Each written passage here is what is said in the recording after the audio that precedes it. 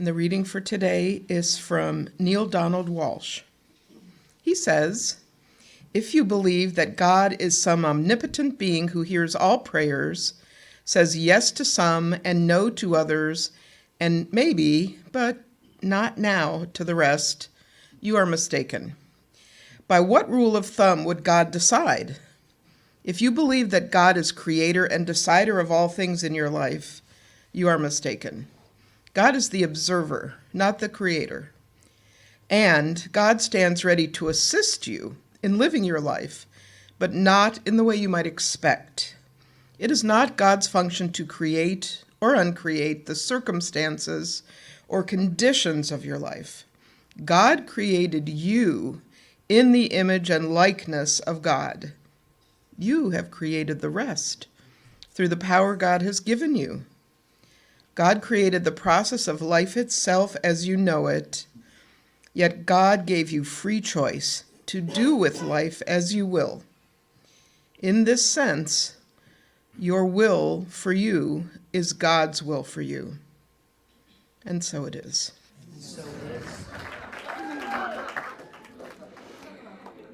Good morning, everyone. My name is Karnak the Magnificent. I am here to share with you the wisdom of Ernest Holmes. By divining the top 10 ways to live an empowered life. I will do this by revealing what is in each of these 10 envelopes.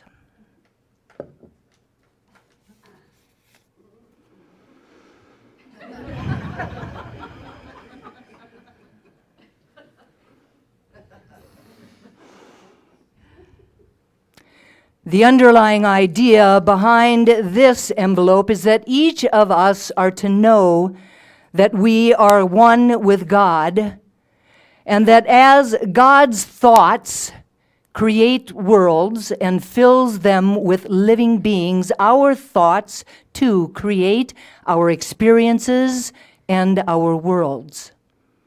Now, in the past, we may have felt that we were controlled by outer forces or by circumstances beyond our control. However, as Ernest Holmes has stated time and time and time again, if you're Carol Cross, we might add another "and time again," that we have and always have had the power within us to change our lives and to thrive in every single way. Only we can limit our success. We are surrounded by a mind, by a law that responds to our thoughts. Jesus said, "It is done unto you as you believe." Therefore, consciously or unconsciously, behind every condition there is a belief, a thought that is backed by a feeling or an emotion or faith.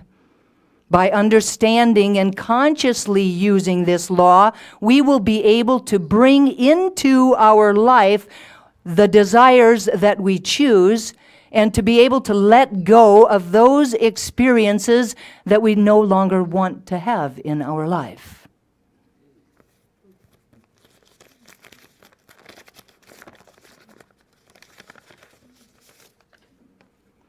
Know and accept the law of mind.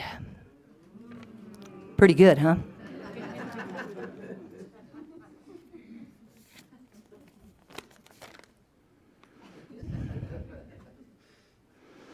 The underlying idea behind this envelope is that God is law and God is love.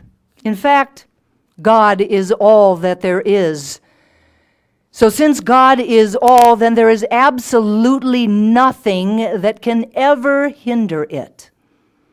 The invitation is for each of us to know that we can use our own God power,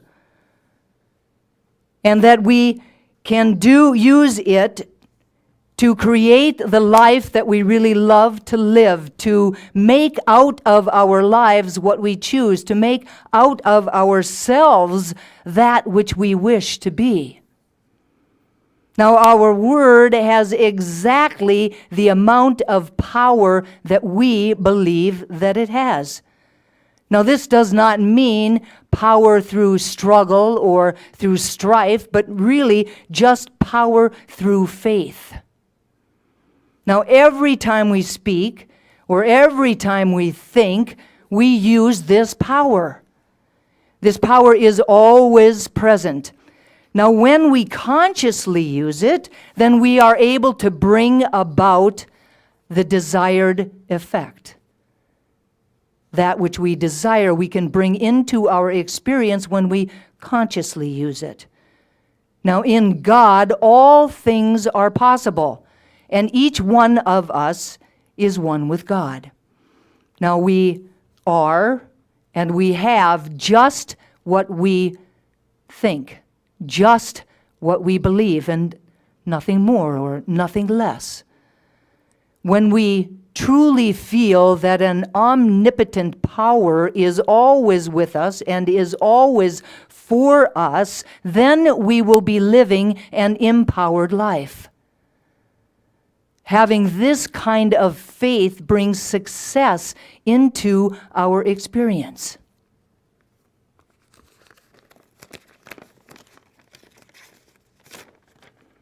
Believe in the divine power within yourself.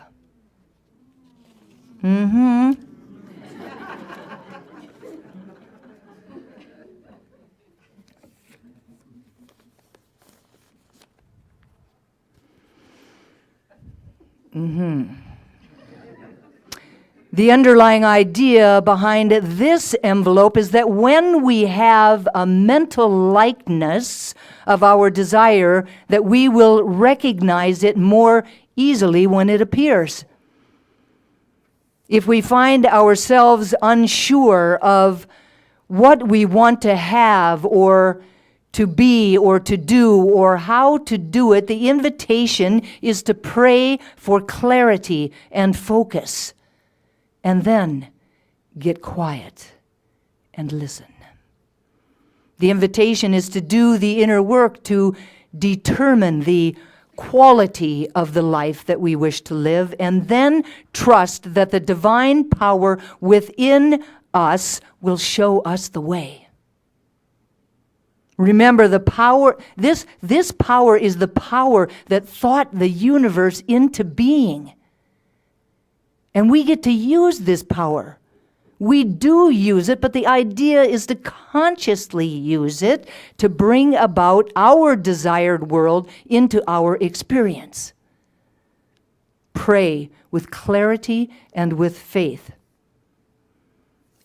Every thought is received by this mind, and it's acted upon according to the amount of belief and faith that is behind it. Not some thoughts, but all of our thoughts. And most especially those thoughts with a lot of belief and a lot of faith and a lot of feeling behind them. Now, if we can't stop thinking about lack, then we will continue to experience lack in our lives. When we can think and when we can believe abundance, then our lives will be filled with abundance. Meditation and treatment are the spiritual tools that we use to shift our consciousness from an undesirable thought to a more desirable one. Now, people who go within with that kind of faith receive definite answers because they are completely convicted. They have complete conviction in this power. Now, the invitation is for each of us to get quiet and to turn to the center of our being, to listen to that which is seeking to be expressed through and as us. Reverently listen for our inner intuition, for that inner wisdom to become clear about what we want to have and who we want to become. Now, every day, absolutely know that it is done. Just know that it is done. It is so, and so it is, right? Just know that it is done, because consistent, positive thought is an absolute necessity. Never doubt that that is so. It is an absolute necessity. Know exactly what you need and want. 3 for 3.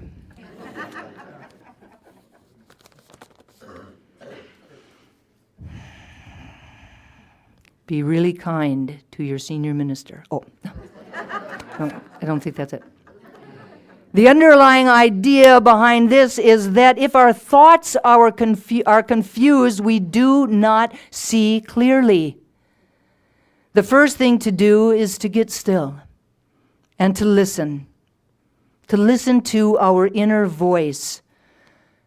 Contemplate what it is that we desire, and know that the supreme intelligence is now acting upon our thoughts and guiding us to the perfect solution. If we find ourselves not knowing what we want to do or how to do it, get quiet. Listen. If the answer does not come immediately, don't get discouraged. The promise is that if we ask, the answer will be given.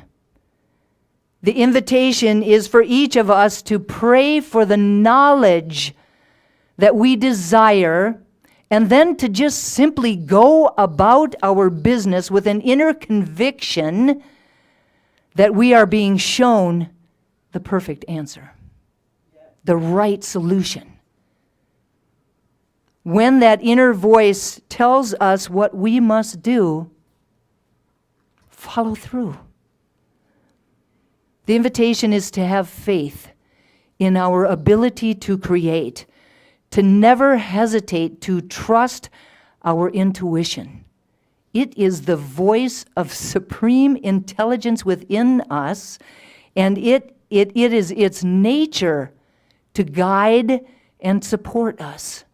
We are exactly where we need to be in this and every single moment.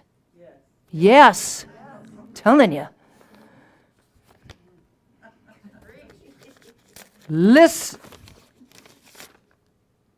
Take affirmative prayer and meditation into your daily life.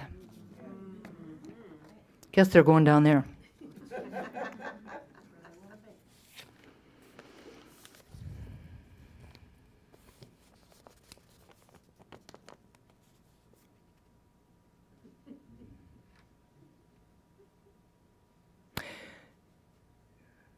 The underlying idea behind this is to claim in every moment of every day our specific desires in affirmative prayer.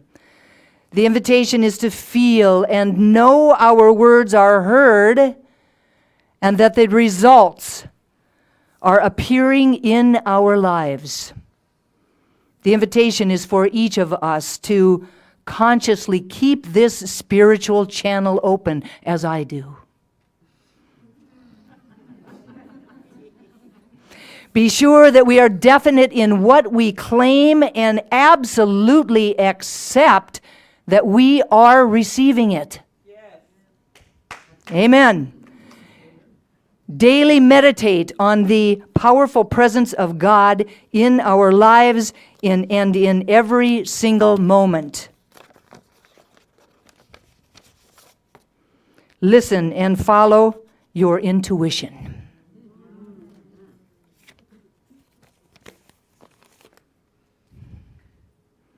The underlying idea behind this is that regardless of appearances, all external things are but the outer rim of inner thought activity. I love that line. Are but the outer rim of inner thought activity. Oh, Ernest, that was a good one. All is mind, and nothing moves unless mind moves it. And we are a center in this mind. Law is impressed by our thoughts and our beliefs and the feelings that we have behind them.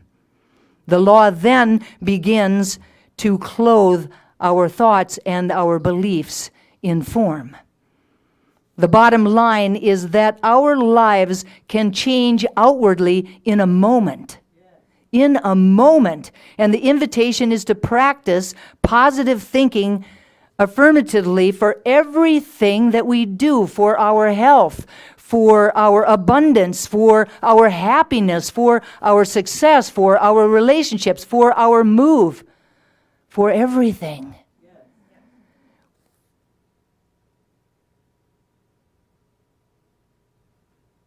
The invitation is to practice this positive affirmation every day for everything. Replace every single doubt that we might have with a faith that is stronger than that doubt. The invitation is to stop worrying. Worrying is the greatest energy suck that there is. That was Ernest's word, not mine. Never look backward except to learn from a past experience. Look forward to the future with eager anticipation. Speak positively and with enthusiasm. Know that God is our internal co-creator, and with God at the center of our being, who or what could ever stand against us? The invitation is to know that there are infinite possibilities in life and to be open to receiving them. If what we are experiencing in this moment isn't what we would like to be experiencing, we are always free to choose another path. Have faith that in time another path will reveal itself.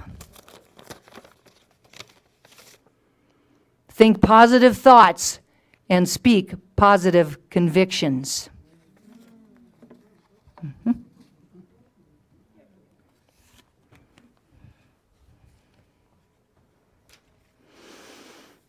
Number 7.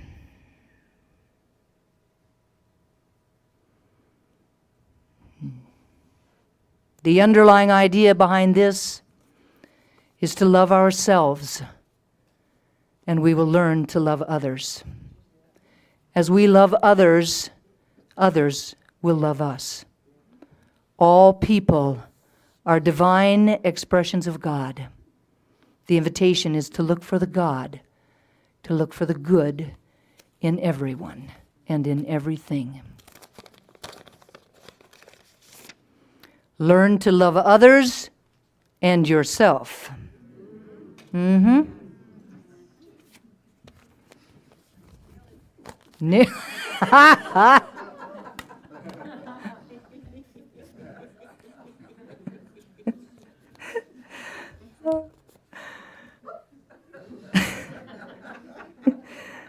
Oh, yes. The underlying idea behind this envelope is that we cannot approach God in the contracted state of consciousness that is created by holding on to anger or resentment or judgment. If we feel ill will toward anyone or towards ourselves, we cannot be a radiant personality, nor can we ever be completely happy. The invitation is to release unmet expectations of others and unmet expectations of ourselves. Forgive others and yourself.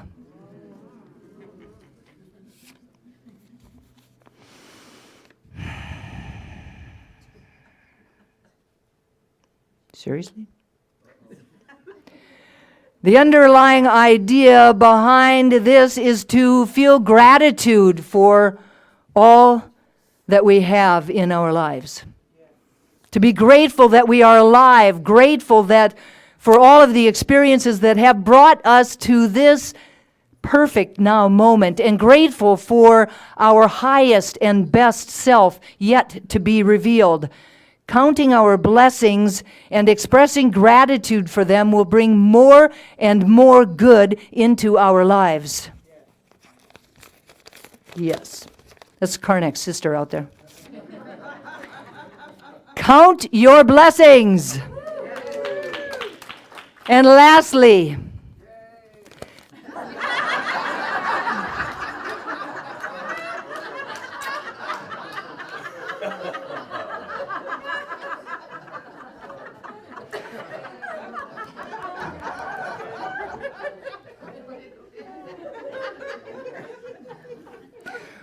hold no resentment. Make no judgments.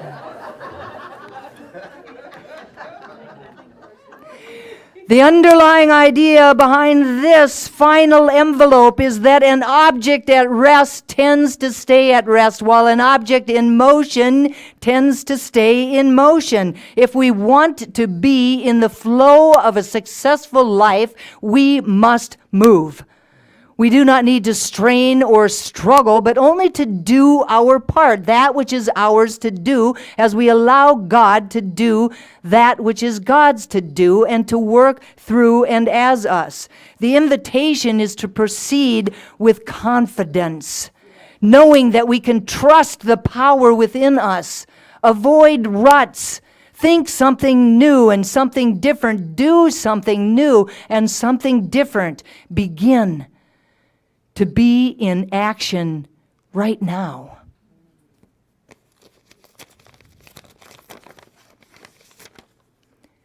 Take action.